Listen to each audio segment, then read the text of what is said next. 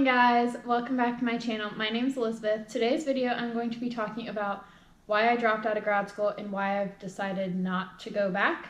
I have subscribers from two very different, points of interest. I have a group of subscribers that have followed me after my videos came out about my mom, and then I have a group of subscribers who are following me on my journey for PT school. I don't know if you guys have all intermixed or not, but right now the videos about my mom I made the playlist private on my channel. I will change that back in the future.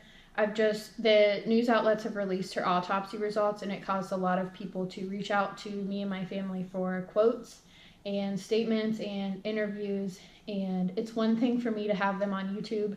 I don't go back and read the comments anymore on that. So they're out there, people have found comfort and stuff in them, but then it's a whole nother thing for me to have a bunch of people calling me and emailing me and messaging me, asking me for quotes and bringing everything up in my day-to-day life. Yes, I'm coping with this. Yes, I'm trying to move on, but it's very hard to do that if I'm constantly being bombarded to put on TV for entertainment for people. So that's why they are down right now. I will change that once, the news stuff kind of blows over. Oh yeah, if I did not say it already, I can't even remember, we're less than 2 minutes in. If I did not say it already, sorry for my appearance today. Here's a fun fact for what videos are about to come. David and I are moving. I am spending my day painting, and so, you get what you get. Anyway, back to what we were talking about before, grad school. For those of you who do not know, my mom went missing and then passed away. When she went missing, I had to miss a week of school to go help, be in North Carolina for the search. And when I came back, I had to miss another week to plan her funeral and move out of her house because that was all very pressing at the time. And so missing 2 weeks of grad school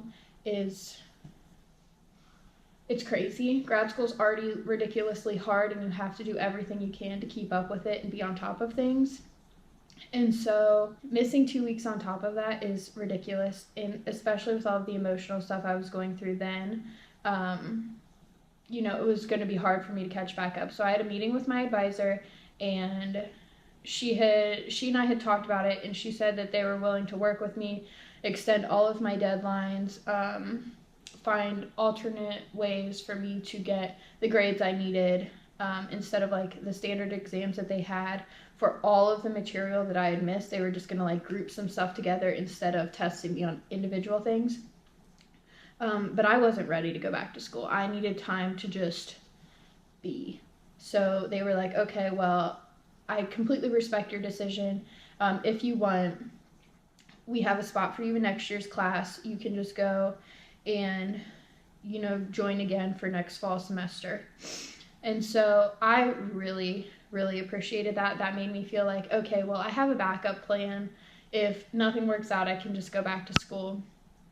But I'm a chase your dream type of person. I am, a do what you want and follow your heart type of person 100%. So the week before my mom went missing, I actually went home crying because everyone else was so excited we had to do a shoulder analysis thing and analyze the scapula movement on this computer software and use the cameras and the TV and everything like that. Everyone was so excited, and I had zero excitement. I was like, oh my gosh, I should not be here because everyone is so excited to, do this stuff to get out of school, to work with patients, all of that. And I was like, I don't even want to do that. I want to do something else. I wasn't sure what it was, but I knew I wanted to do something else.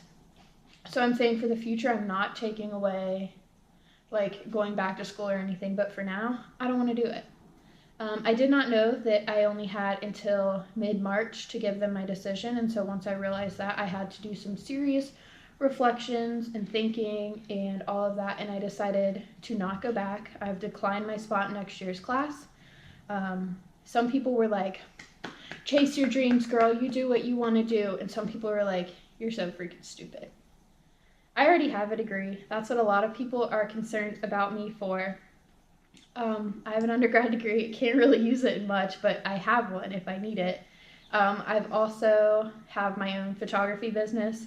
Um, Before it was just like so, but now that I've had my time to put fully into marketing myself, social media management, um, taking pictures, editing, working with other vendors at weddings, doing stuff like video stuff on the side. I've been working with a company to do videos for their products. I've done real estate photography. I'm just dabbling in everything right now to see what I kind of like. And being open-minded and stuff like that has really opened my horizons for my business. I'm doing great right now. I'm booking into 2020 for weddings. Yeah, it's crazy, but it's so cool. And so a lot of people have been concerned, like, what are you going to do? You need to go back to school. You need to get your degree. My mom was already telling people that I dropped out of school anyway. She was like, this girl needs to chase her heart and not go back to school. She needs to pursue photography. And so now I am. I've rebranded my photography business to honor my mom. It's just, things are just kind of taking off. And, I wouldn't be able to experience that if I went back to school because I would have no time. I'm not saying that this is forever. It's very unpredictable being self-employed. It's hard being self-employed. If I'm sick and don't want to go to work, no one's going to cover for me. No one's going to get my stuff done. No one's going to edit my wedding for me or reply to my emails or anything. And that's crazy. If you guys want, I can do another video about like what it's like owning a small business and what it's like being a full-time photographer, because I do make a living from that. A lot of people think that's crazy and all I do is just take pictures for fun. That's my job.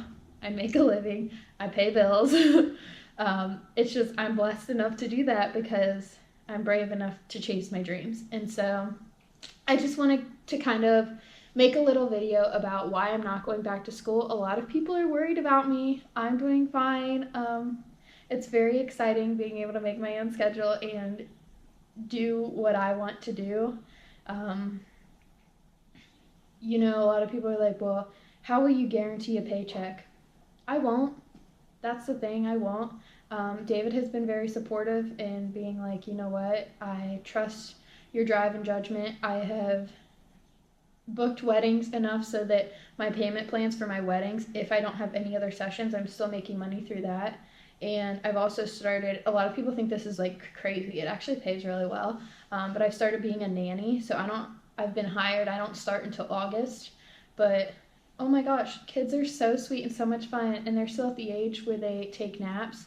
And so I go over to their house during the day. And then as they have their 2-hour nap, I can still, work from their house because I can work anywhere. And that's awesome. So a lot of people are concerned about like, what if photography everything just ends. I do have a backup plan. I can go back to school. I can go back to grad school. I'm hireable if I need to like work at like Walmart or something. I don't want to, but for all of my subscribers that are worried about me, as an update, I'm doing fine. I'm focusing on things that I love, not going to school, focusing on photography, focusing on YouTube, focusing on moving with David, moving in for the first time together, focusing on planning our wedding, all sorts of stuff. So I appreciate all of your kind comments and messages. Don't worry about me going back to school. School isn't for everyone, and I think after, a couple semesters of grad school, I decided it wasn't for me anymore. If it is for you and you're considering PT school, feel free to message me on Instagram, comment down below. I don't mind answering your questions.